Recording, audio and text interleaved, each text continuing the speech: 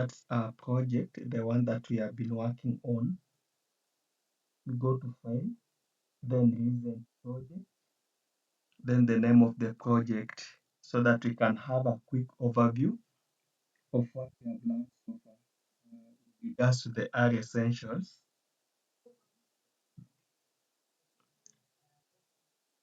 Just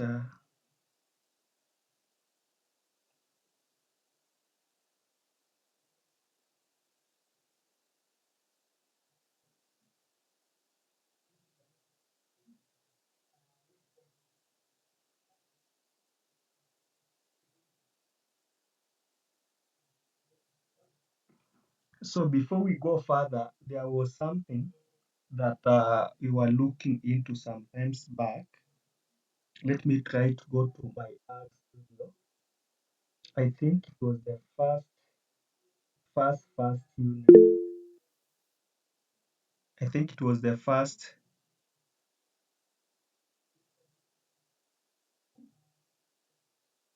Okay, let me check on my internet, please.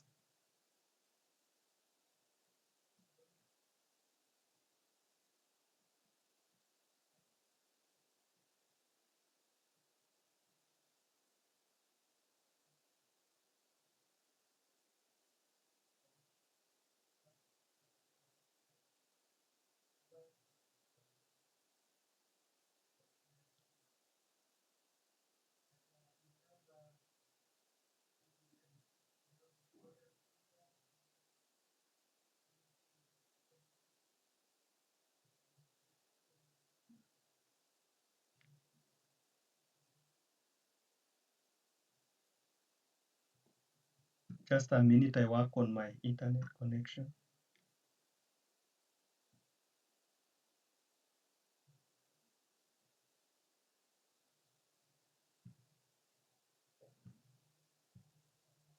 Okay, maybe you can confirm if I'm now audible.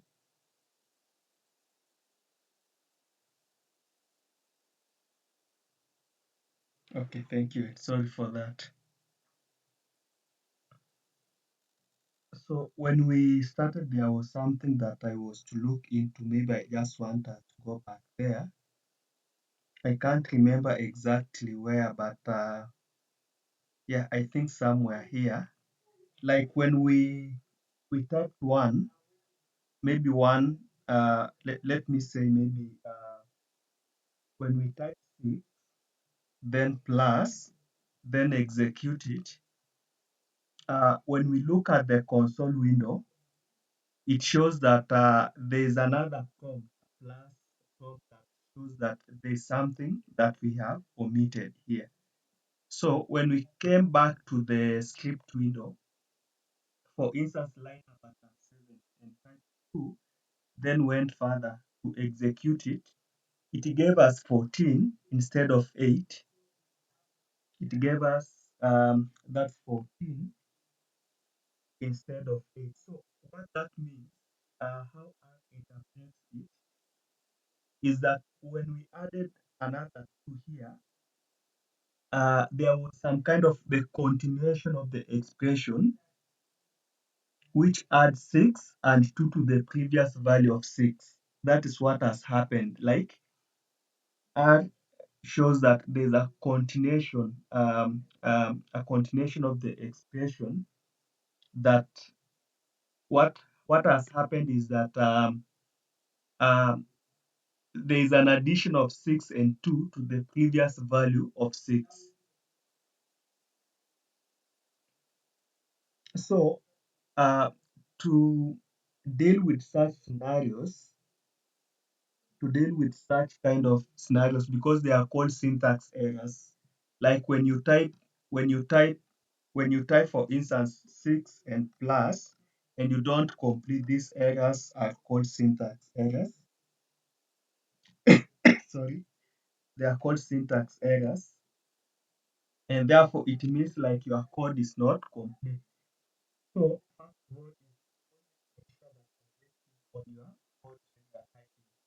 And that's why how the type video, like when we type, I don't know why this one is not.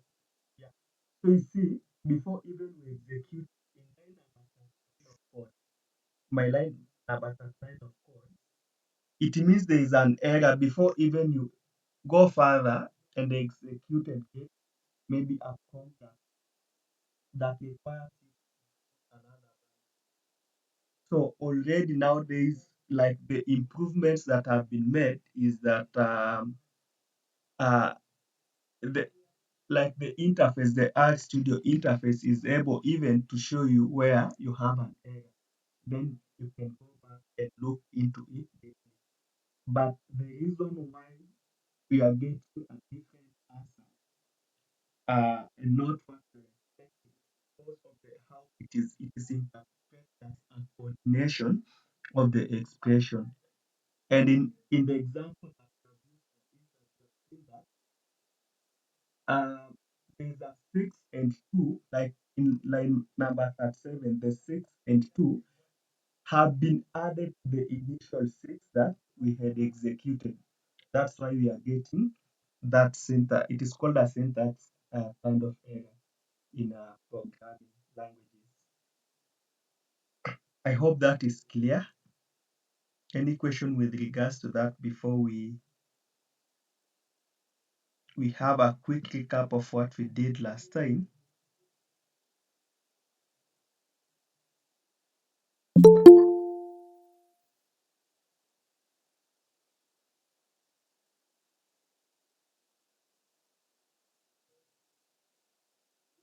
Okay, I think I can now continue from there.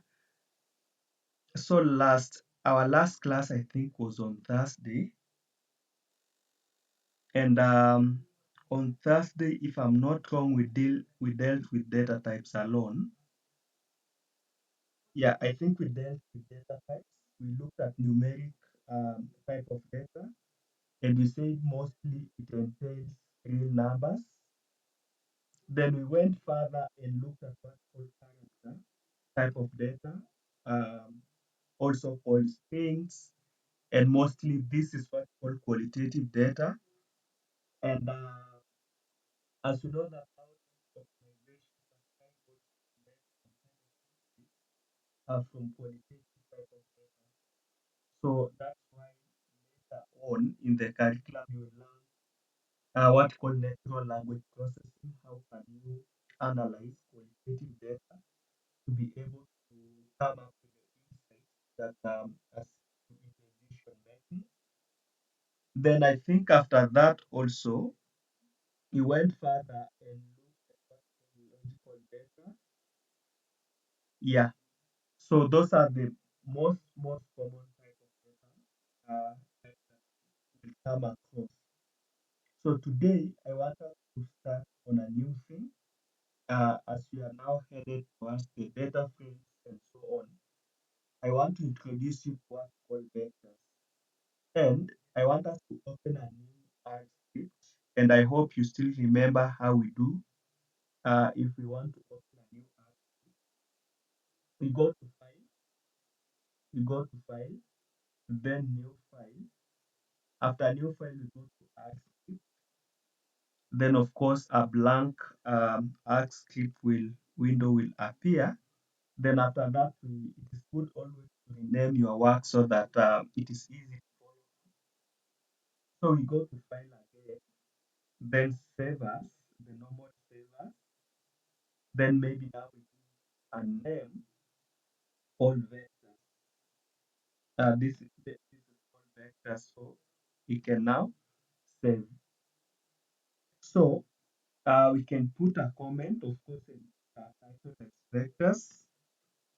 as vectors. Then maybe once we're going to cover here, the first is creating vectors. That's the first thing. The second thing that we're going to learn here is naming vectors.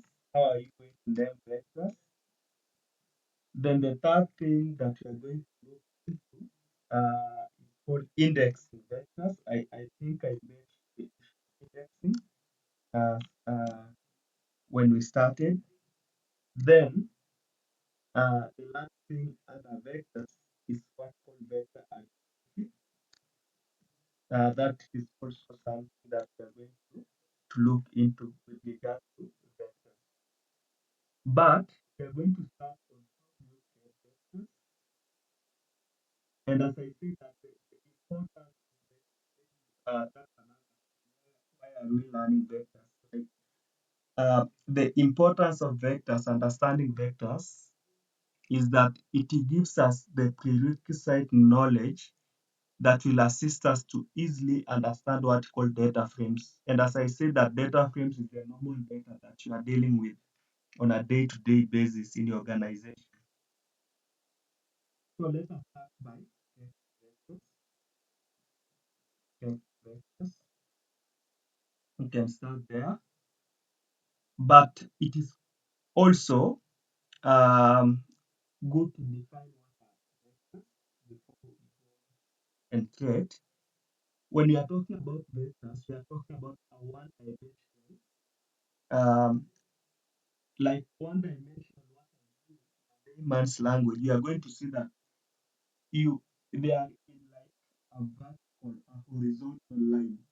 Like it doesn't have other rows and columns. It just has like one row. That's what you call a one dimensional, one D in a simple term. So when you are talking about vector, that's the definition. We are talking about one dimensional. And you can just though this one is not one dimensional, ordered collection of data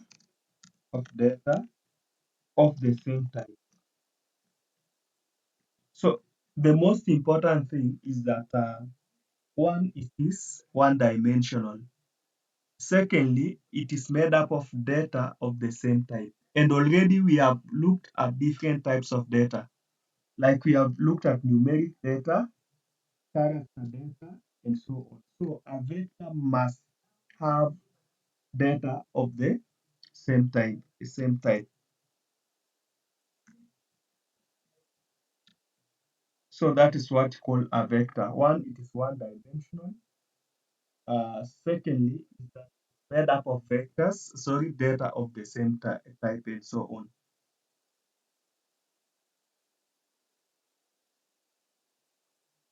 So maybe the first way of creating a vector is by using the concatenate function. Maybe you can say creation of vectors by use of the concatenate function. It is small c, and as I said, that function always you open the parenthesis and close it. So maybe we can come up with a vector called, you can even put your name, like when you are talking about the object, as we tackle the objects or the variables, that one you can use anything. You can use your name and so on. So we come up with a vector called V. Sorry, we come up with a vector called V. This V, you can even put your name. It is not a must that you write exactly whatever I'm doing with regards to objects. These are a vector called V. You can even put your name, whatever you want. And we want to create this vector using the concatenate small c. Since concatenate is a function, the rule is that it must have parentheses. Then now, inside a vector, we have what called elements. And these elements, we have said that they must be uh, of the same type. So maybe let us say our vector contains numeric data from 1 up to 10. 1, 2, 3, 4, 5, 6, up to 10.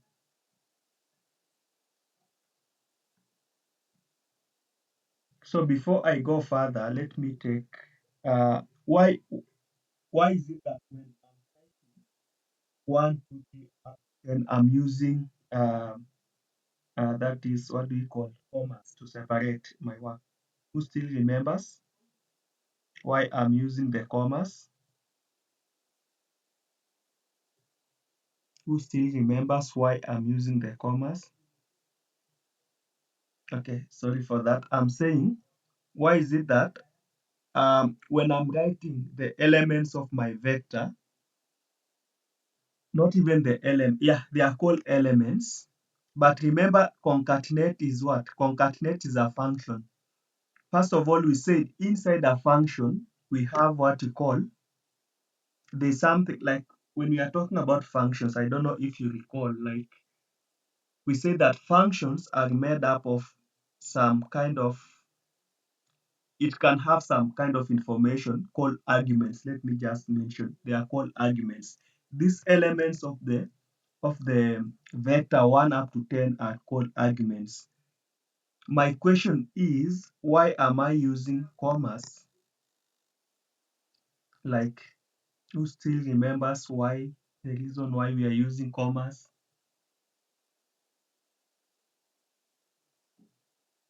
Yeah. So, as Collins has said, is that in R, remember, concatenate is a function, and we have opened parentheses. So, inside a function, we have arguments. And in our case, the arguments are the elements of this vector. That's 1, 2, 3, up to 10. And therefore, that's why we are separating them using a comma. So once done, maybe you can go ahead and execute this line number 10, run it. Then when you run it, and now after you run it, you type V again and run it, you can see in our console window, we can see the output.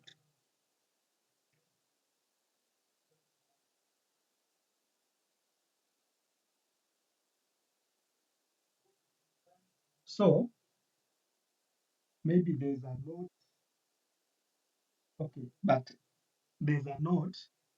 So basically, a vector is vertical, but you see, R displays it horizontally.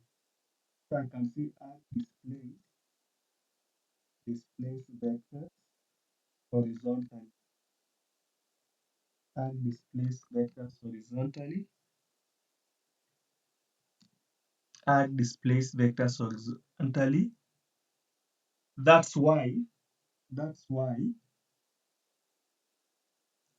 we measure the number of elements.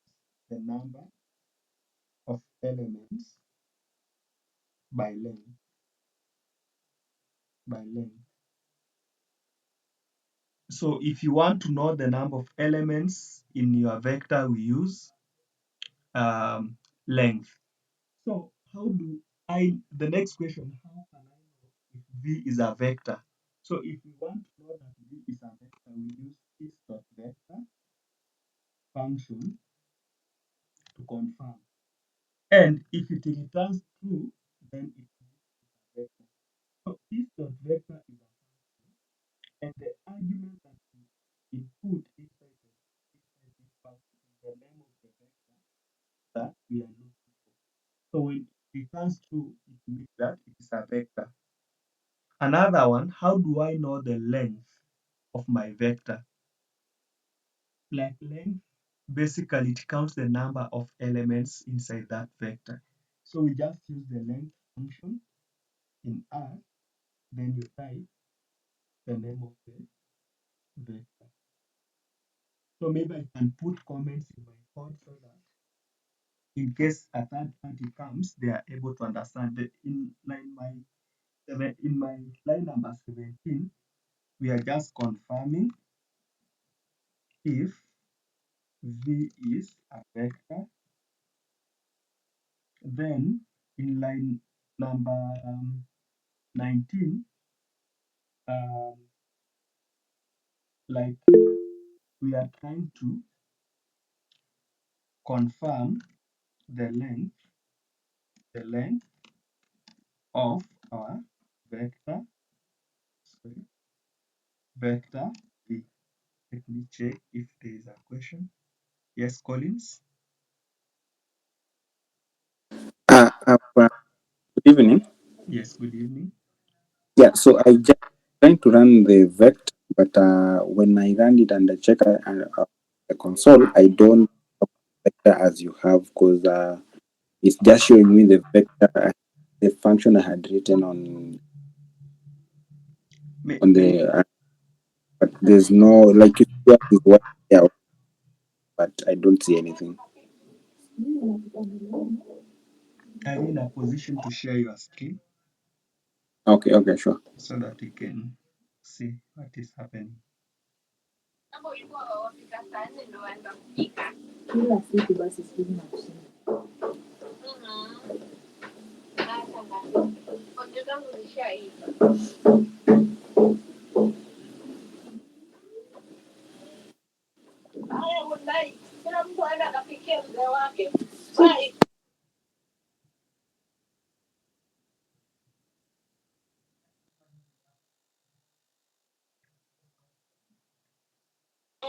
Yeah, so this is what. Mm-hmm. First of all, go to line number. So you have, yeah, line number. So type V now in line number. Type V. Uh-huh. Then repeat. Yeah. Then if Mm-hmm. dot vector V.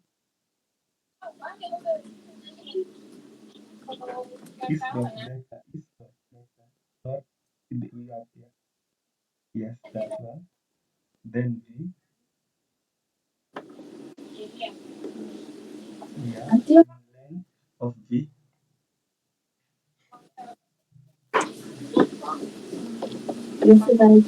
Yeah. So I think the issue that was there, yes, you did execute line one of code, Uh-huh. but you did not execute like the one that you have done in line two, three, and four. No, so my question, the first question is Mm-hmm. when I want to execute one, Mm-hmm. for me to get this one, for Mm-hmm. me to get answer, should Mm-hmm. I now be and execute now in order to get this? Yes, yes, yes, yes. Okay, okay, sure. Yeah. Thank you. Okay, welcome. Any other question?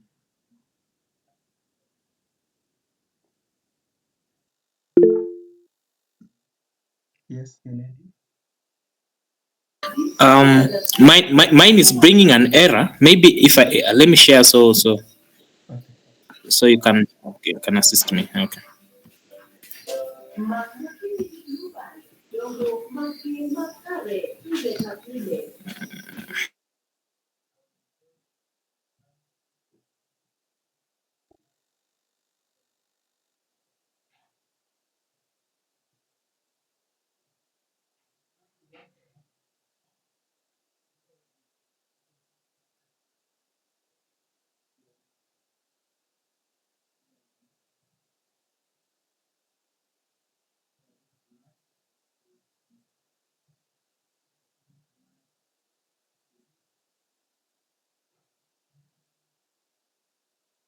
Okay.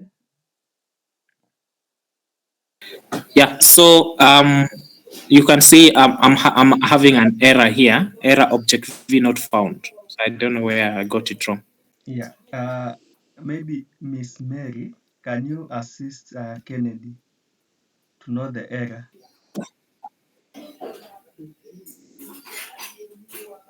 Colleague, I think.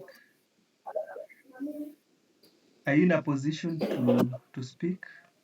I just want to use one of us to assist Kennedy to. I see. Yes, Michael, you can assist. I think from what I'm seeing, there's a mix up of the caps and the small letters. Oh, oh okay. Yeah. Thank you so much. Oh, Because we said that R is case sensitive, try to use that for G in your line of execute so that you can see. okay. Okay.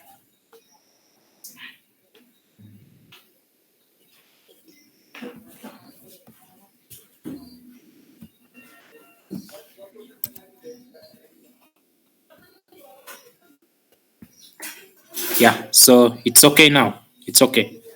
Thank you. Okay, thank you. I think I can now proceed. In case there is any question, you will let me know.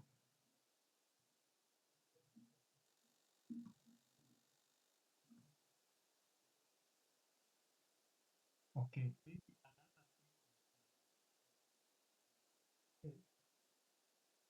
Um,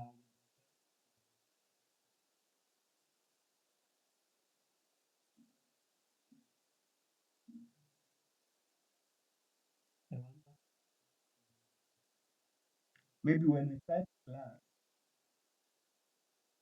class of v, when we type class, it gives us the type of data supply. Okay, maybe the expectation that it could have returned an output vector or whatever, but it has given us the like the type of data it holds. So when you type class v, what it does, it just gives us the type of data the vector holds. So that's the main function of that. But there's a very simple way. If you want, instead of typing is dot vector and so on, I can just use the structure function. There's a function called str. Like str is an abbreviation of structure.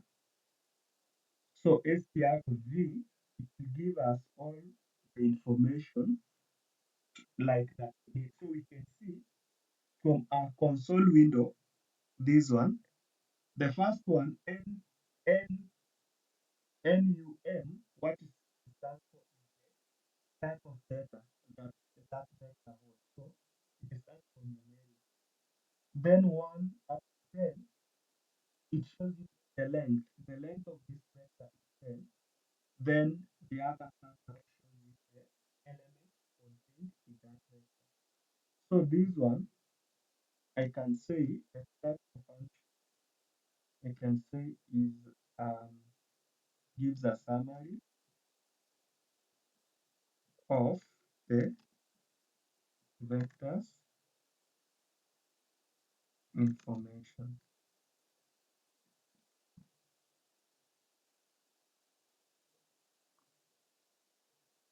So,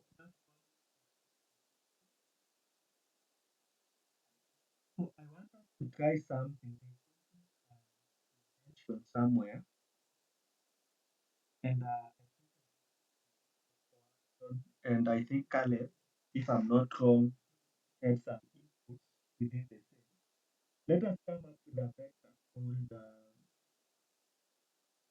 maybe x. X is just a variable you can use, and this vector called x, let us let it contain numeric data, which is we have here. Then let us also have logical data within it. We can have logical data within it. Then maybe we execute. Then when I type x and run it or execute it, it gives me 8, 1, 5, and 0. So what has happened is that I can put a comment, don't know where, maybe in my line number 7. So is that we can say the logical data has been converted. Logical data has been converted into numeric, whereby true has been converted as 1 and false has been converted as 0. So what does it mean? This means that this is called coercion. Like we have some kind of data type that can go. Yes, Cyprian. Hey, Savio, can you kindly repeat on number 25 kindly? Okay. Seems you are a little bit fast. Okay. So Okay.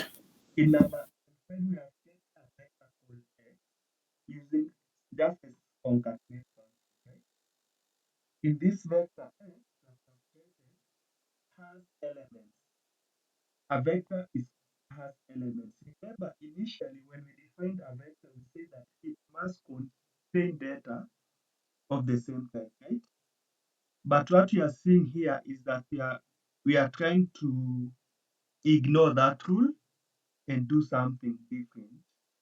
So therefore, I have come up with a vector called X that contains both numeric data and logical data.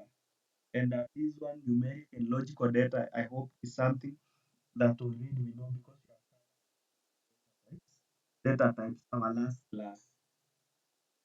So this vector called X, we have executed it. Then when I type the name of that vector object X, we see the output. The output is 3, which is numeric, this numeric that we had here. Then we have a 1 here. This one was the one that was being represented by 2, which is logical. Then we have 5, 5 has been retained. Then false has been converted into 0. Okay, before I explain further, are we first of all together before I explain further? Yes, Collins? I don't know why I'm getting an error. Okay, which type of an error? Maybe you can read the error. Not found. Object? X not found. I used X like you have. Maybe you haven't executed that line of code that contains the first X, or there is upper and lowercase issues. You can just share this now. Let me stop sharing so that you can troubleshoot.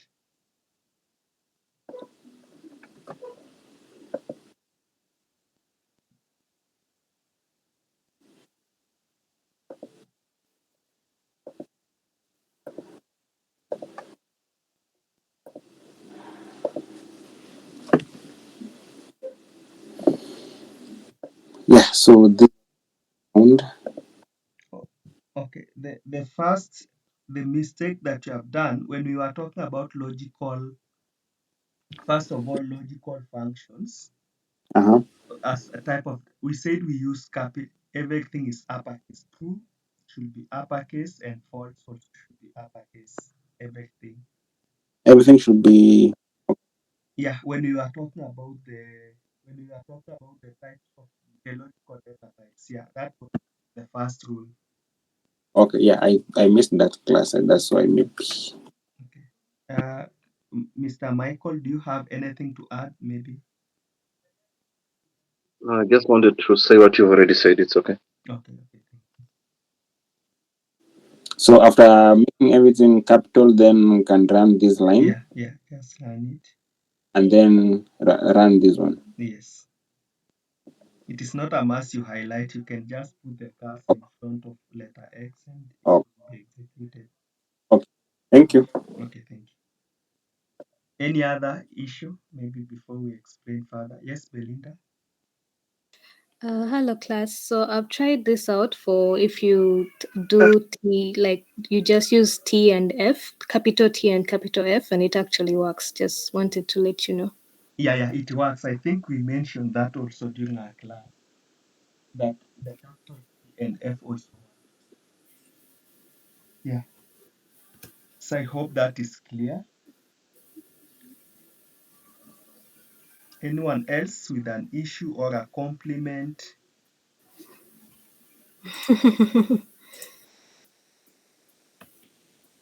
Okay, thank you. I think we can proceed.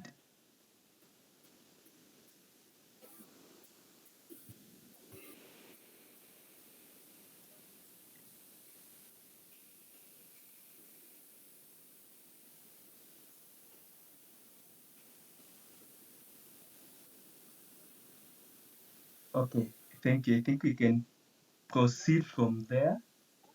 So what has happened is that we have seen true and false have been transformed into numeric, right?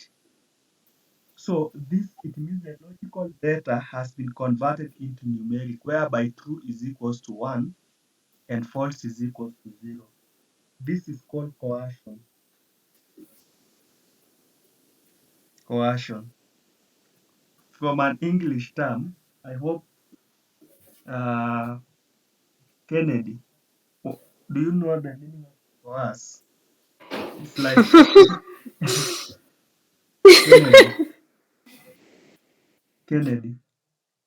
That's we have one Kennedy here.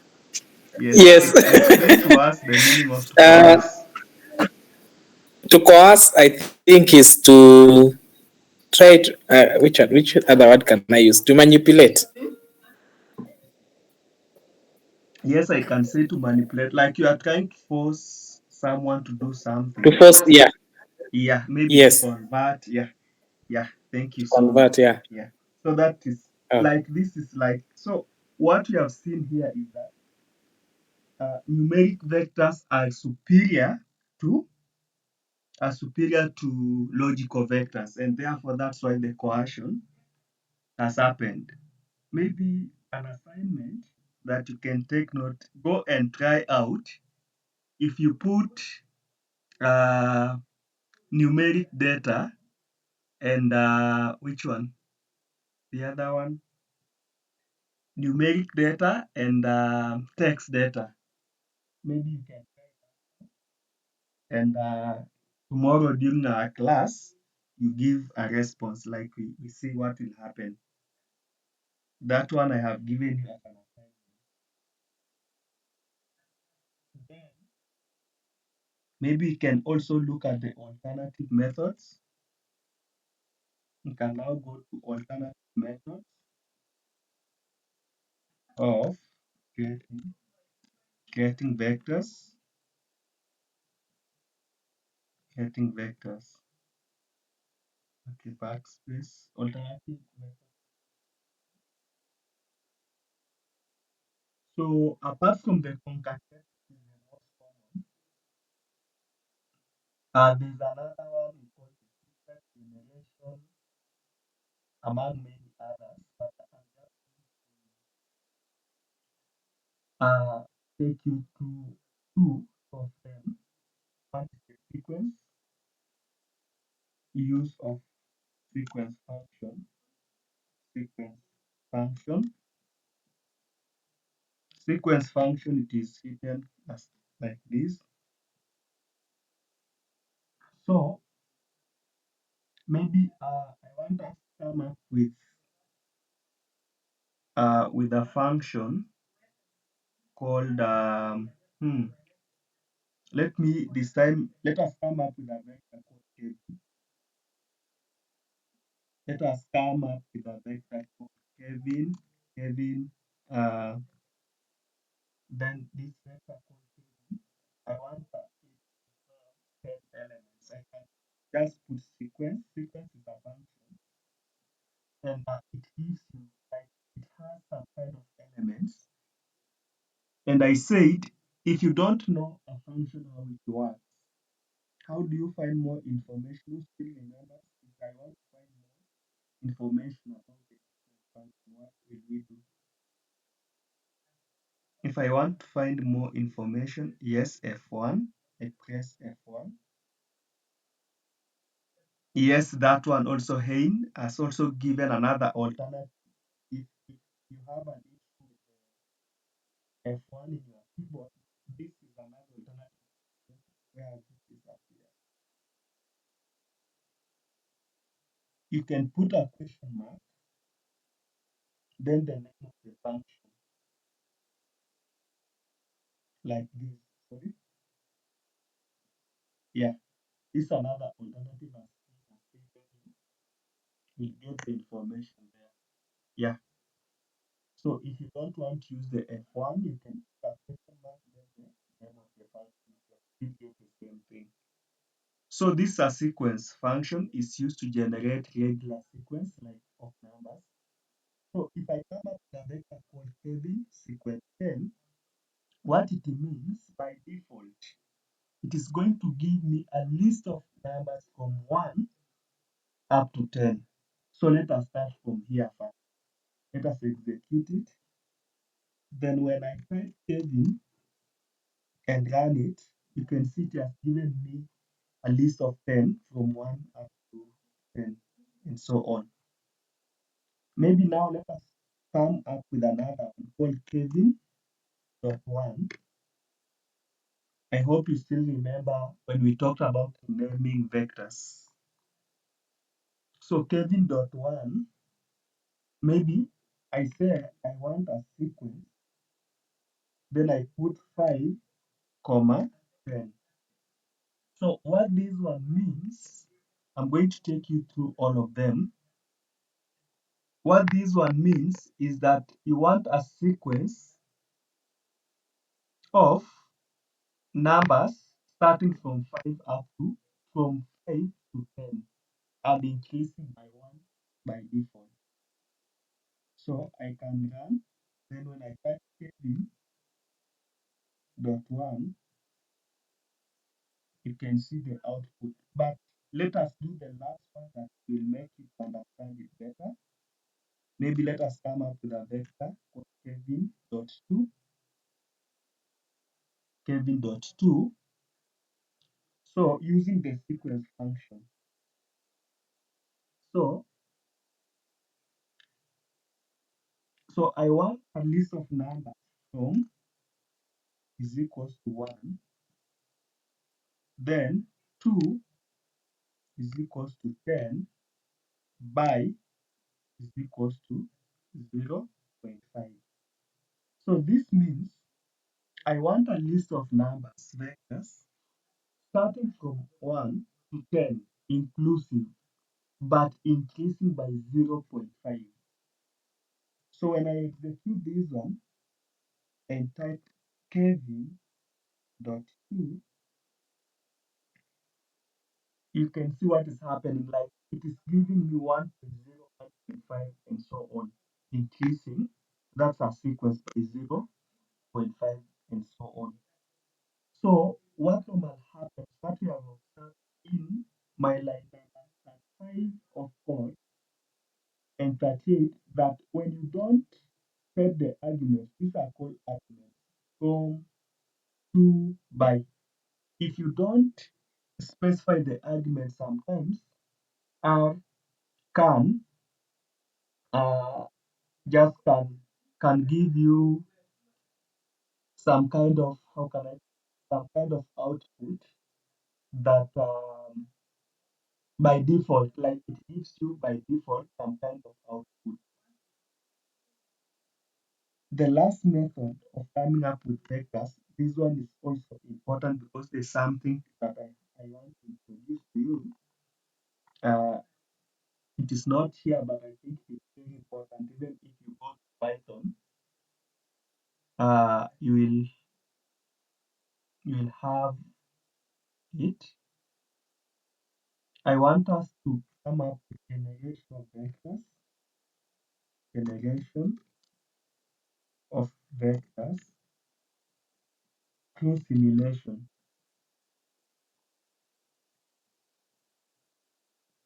Before I proceed further, do we have anyone who knows what simulation is?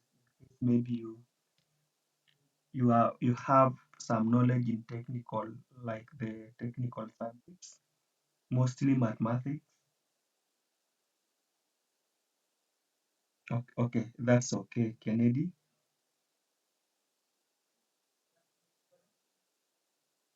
anyone who has come across the word simulation?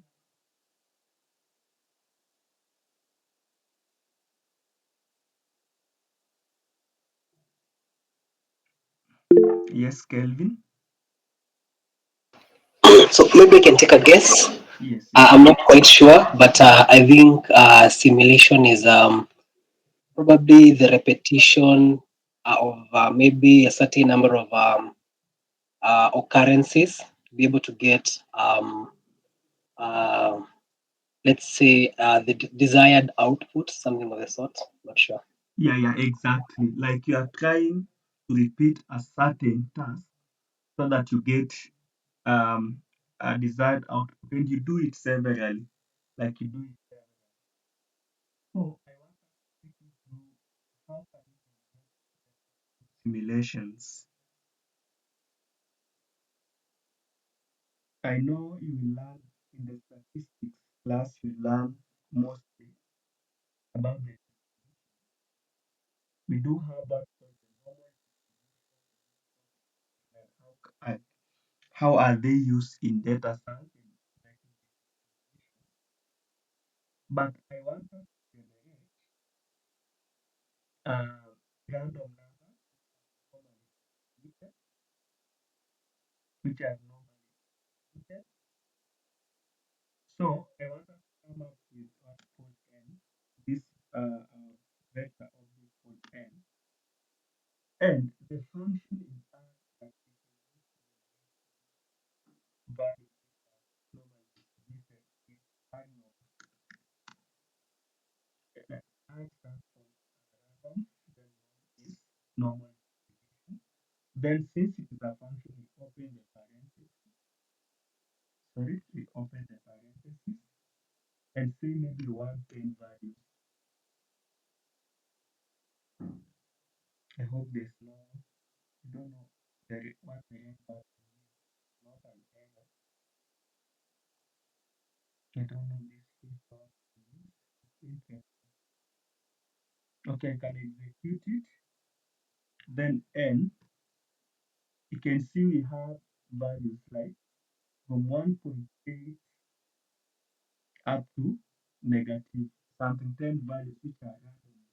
And another thing, when I execute again line number 47, I'm going to get total different values.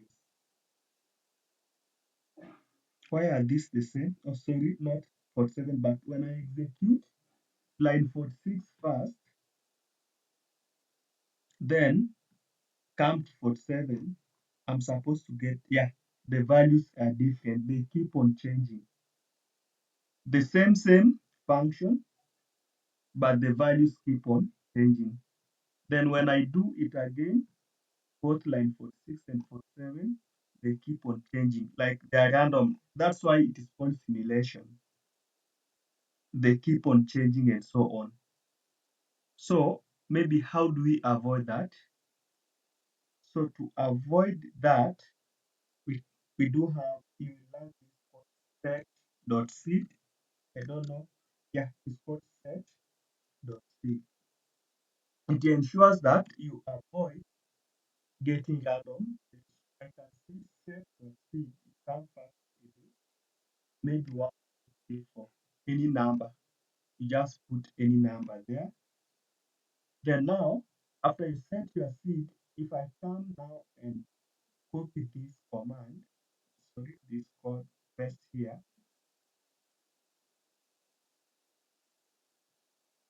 execute it. So you see the values that I'm getting. When I repeat the same, I'm going to get the same values. Yes. Wait a bit. Set.seed. The first value is negative 2.8. Yeah, it is supposed to be just a minute. I try and run. First of all, I run set.seed. Then I execute this.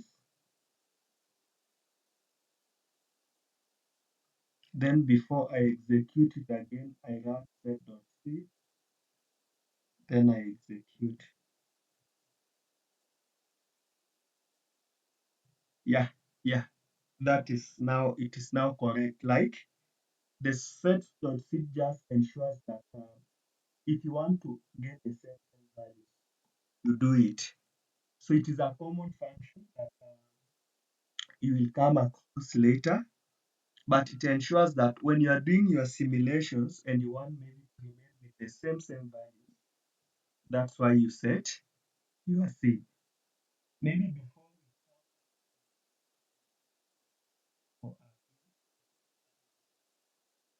naming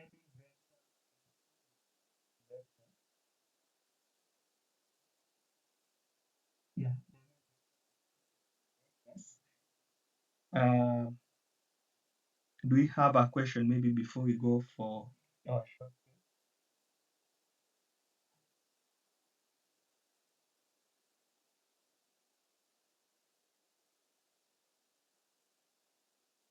Okay. So if you don't want your numbers to keep on changing since they are random, there's this function in R called set.seed. So this is the function set.seed, open the parentheses, then inside the bracket you can put any numbers here. So then you run your function, this one, first of all, you run it, you execute it. Then before you repeat running it again or executing it, you need to execute first again the set.c command. Then you execute it so that you can maintain the same kind of values. Like first of all, you run set.seed, sorry. Then let us run this and see the values. Then again, I can run set.seed and I can execute this. So you see the values remains the same, they don't change.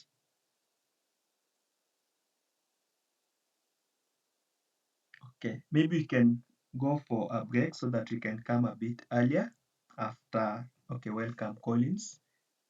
After 15 minutes, we come back and continue from there.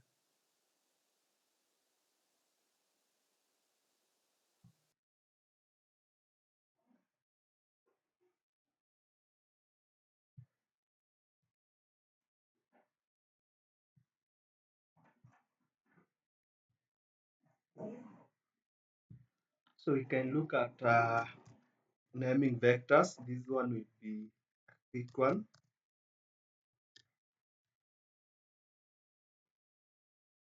Can look at naming vectors. So maybe you can come up with a vector called edge.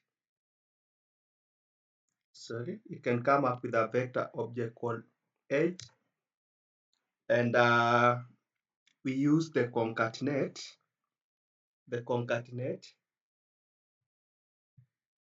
Sorry,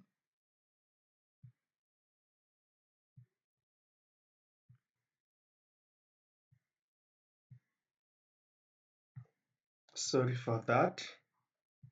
So we were coming up with a vector called edge with the concatenate function. So when you want to rename a vector, let us say this vector called edge is made up of the names of individuals, and these individuals have various like years and so on. So maybe the first person is Bob. We say at 4 years. The next one maybe is Larry. We equate it to 28 years. Then maybe we have another one called Joel. Equate it to, we assign 47 years. Then we run. When you come and execute age, you can see Bob 34, Larry 28, Joel 47. And when you want to get the structure of this now, of the age, using the str function, you can see that the type of the vector that we are having with the attributes like names are character. The length of our vector is 3 as shown here. Then also, sorry, the first thing named is numerical, like the age now is numerical, it shows you that it is numerical. Then when we come to the names, now we are talking about character. So, and we have the names there. are specified there.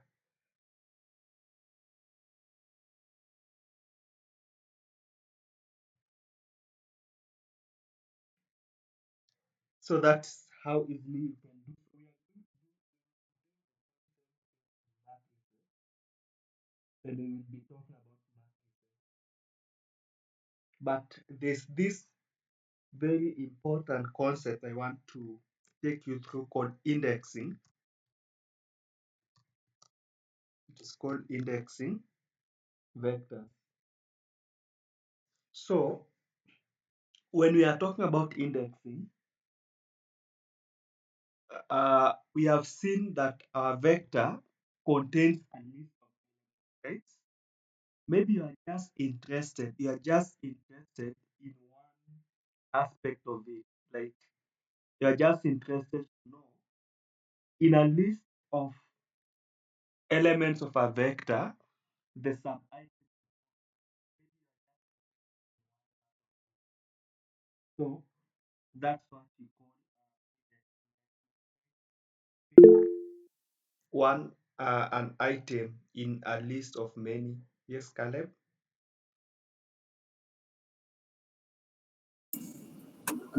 Hi, class. Hi. I'm fine. I just wanted you to read the output. How do you read that? Is it attribute? Yeah, it is attribute. Then there's asterisk. Sorry, Sorry. it is attribute.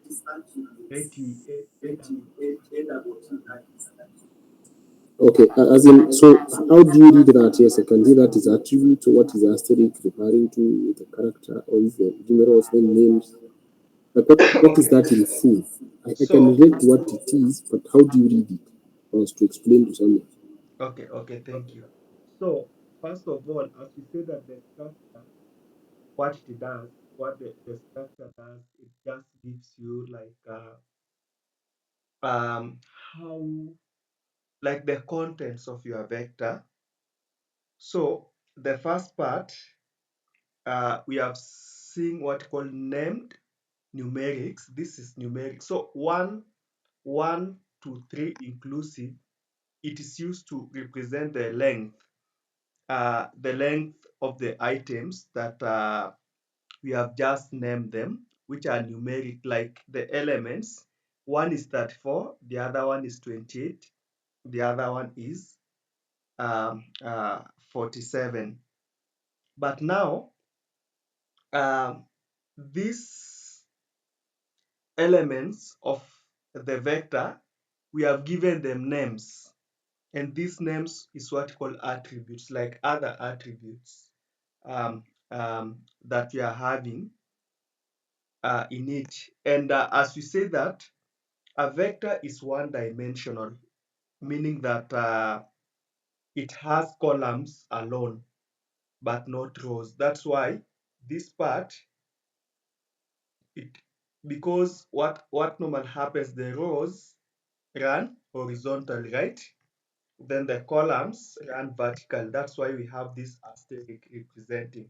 Then now the names, and the names are these now. As you see the output, they run horizontally. So not horizontal, vertically. These ones vertically. Joel, Larry, and Bob, Larry, and Joel.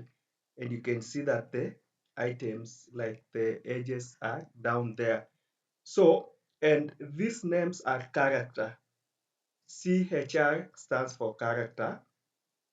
And because they are character and our vector, the length of our vector was 3, like it had 3 elements. This one means it had 3 elements, 1, 2, up to 3. Because the double colon, what it means inclusive. And therefore, the last part now gives you the specific names that you have assigned to your vector object. I don't know if that is clear. Hello? Hello? Yes, it is. Oh, okay, thank you. Thanks. Okay, maybe we can look at what I'm doing now. So indexing, mostly you are having your vector, it has various kind of elements.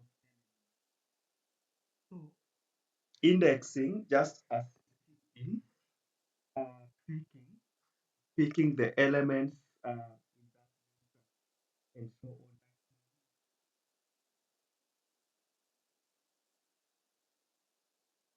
So I can say used to pick one or more elements in a vector. That's the purpose of indexing. We use to pick one or more elements in a vector.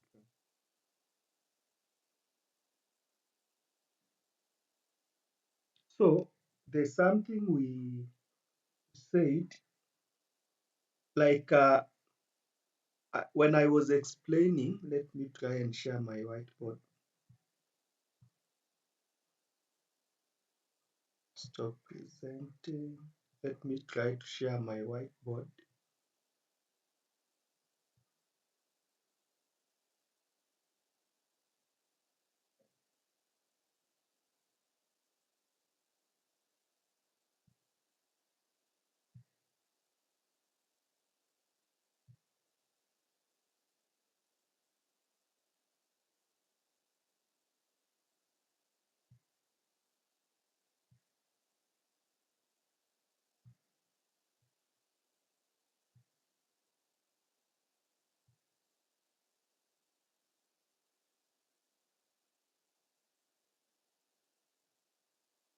So you remember, like an output, like you have the square bracket, maybe you are having 1, then now, sorry, then maybe your output here is 3. Okay, let me try to use both.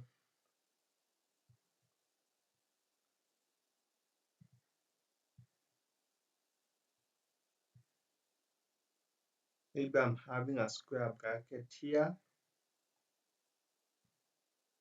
then I'm having 1 inside the square bracket, then out here I'm having 3, something like that.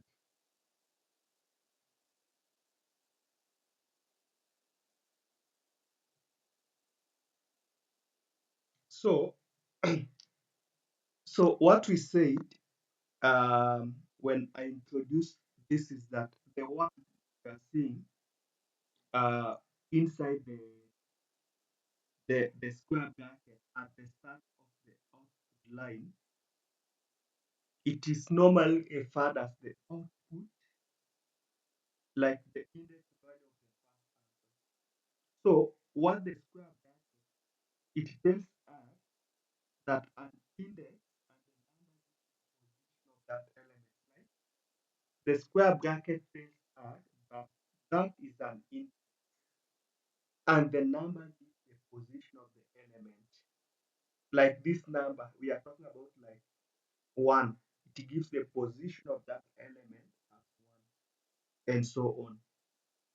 So that is what that one means.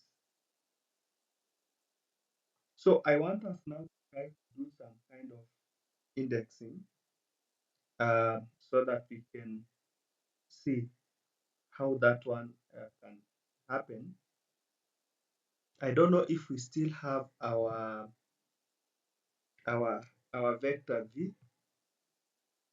Okay, it was small v. There was a vector we created called v. Yes, I still have my vector called v. So suppose um, suppose maybe I want to select, but this one might mislead us.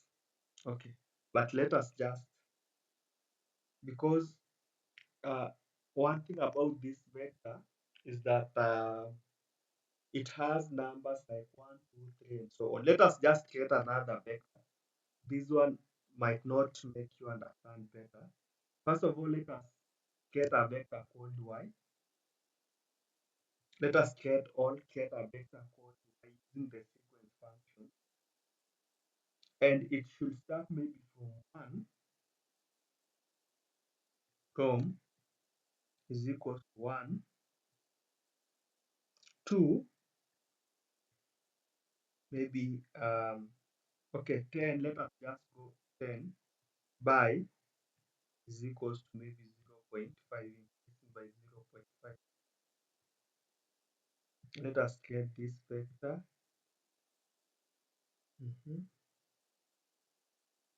Object.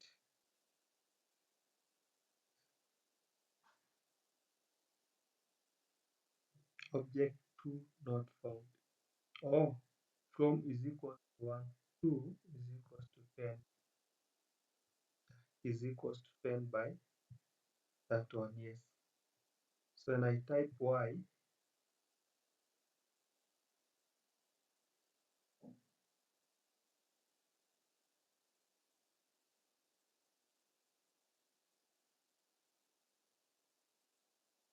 yeah, so let us all come up with that vector. So maybe I'm interested now, if you come up with that vector, I'm interested to know the third element of vector y. I'm just interested in the third element. So what I'll do, I'll type y, the name of the vector, then I use the square bracket, then I put the position of the vector that I'm looking for, which is the third. So when I run, it will give me 2. Is it true? Yes. When we count, as I said, another thing I said, like in R, indexing starts from 1. So 1.0 is index 1, 1.5 is index 2, 2.0 is index 3, 2.5 is index 4, going like that in R. But in Python, you will find it is a different story. It starts from 0. Like 1.0 in Python is index 0, 1.5 is index 1, and so on. But in R, indexing starts from 1. So third element of vector y, that's how you put the name of the vector, open the square bracket, then you put the position of that. Another one, maybe can look at several examples. I want us to pick the second and the fifth elements of vector. And fifth elements of vector y. So, for instance, if I type the same way we have done this one, y, then maybe put 2, 5, and run, you see we get an error.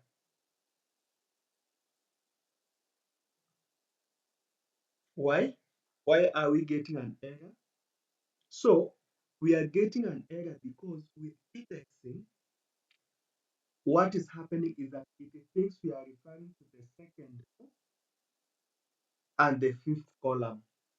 Like whatever is happening, it means like we are referring to the second row and the fifth column. But we have said that vectors are one-dimensional, right? So it means that R gets a bit confused because you cannot be referring to fifth row and second column, and yet vectors are one-dimensional. So we can put it here and say vectors are 1D, one-dimensional, hence the error. Like it doesn't have a lot of rows and columns that you can proceed with. Vectors are 1D, hence the error.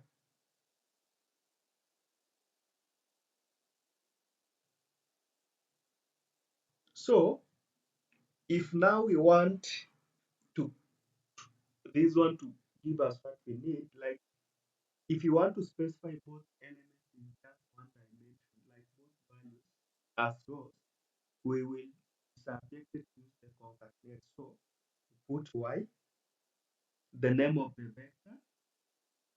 Always when indexing after the name of the vector, you always start with the square bracket. Then we are going to put concatenate. Concatenate is always followed by parentheses, the other bracket. Then you put now the elements, the position of the elements that you need. When you execute now, it gives us 1.5 and 3.0. So element number 2 is 1.5 from our vector y, and element number 5 is 3.0. Yeah, so we have several examples. Maybe you can as well check on several examples. But I hope you have understood like the concept behind indexing. Like indexing, first of all, it assists you to identify a specific element in a vector. We have seen that also since a vector is one dimensional, we have some specific items of indexing that will not work, and therefore you need to use what? Concatenate. And another thing we have seen, you start with the name of the vector. The next bracket that will follow is the square bracket. That's another thing you need to know. And lastly, indexing in R at 1. Like indexing in R starts at 1, like position 1, not like in Python. So that is those are the most important thing to understand with regards to indexing. For more information, you can maybe during your own time, like go through the notes. The last thing about vector is called vector arithmetic. Like we can do the arithmetic operations same in our vector. So for instance, our vector y, let me execute it once more. So I want maybe to multiply 2 by y. So this is the output. So what is happening is that 2 is going to be multiplied by each and every element of vector y. So that is what is happening. So we have 2, 3, 4, 5, 6, 7, and so on. So 2 is multiplied by each and every element of vector y.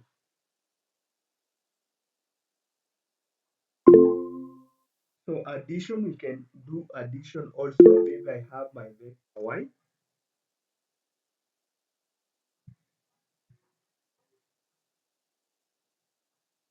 Yes. We can't hear anything. Oh. From maybe which concept? At what point did you lose?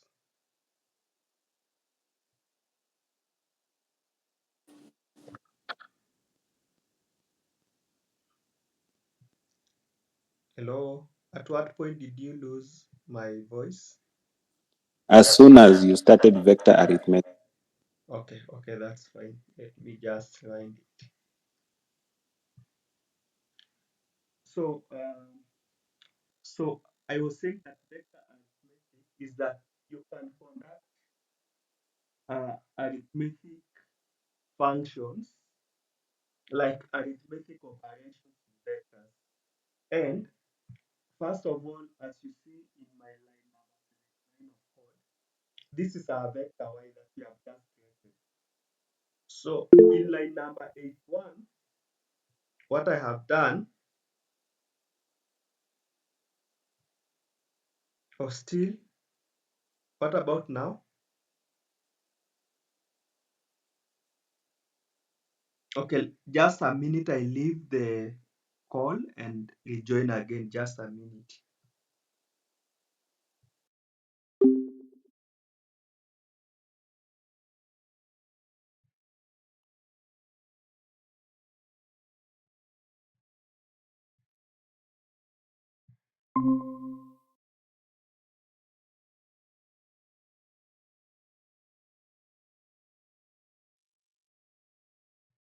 Hello, what about now? Okay, sorry for that. So when I was talking about vector arithmetic, I was saying that we can conduct same kind of arithmetic operation in vectors. So that's what we were talking about vector arithmetic. For instance, in line number 79, we have come up with a vector called y. So our initial vector called y, you can see the element 1.0, 1.5, and so on. So what I did in line number 81, I took 2 and I multiplied by y. So the output, when I do so, you can see is that 2 is multiplied by each and every element of vector y. So like 2 times 1 is 2, 2 times 1.5 is 3,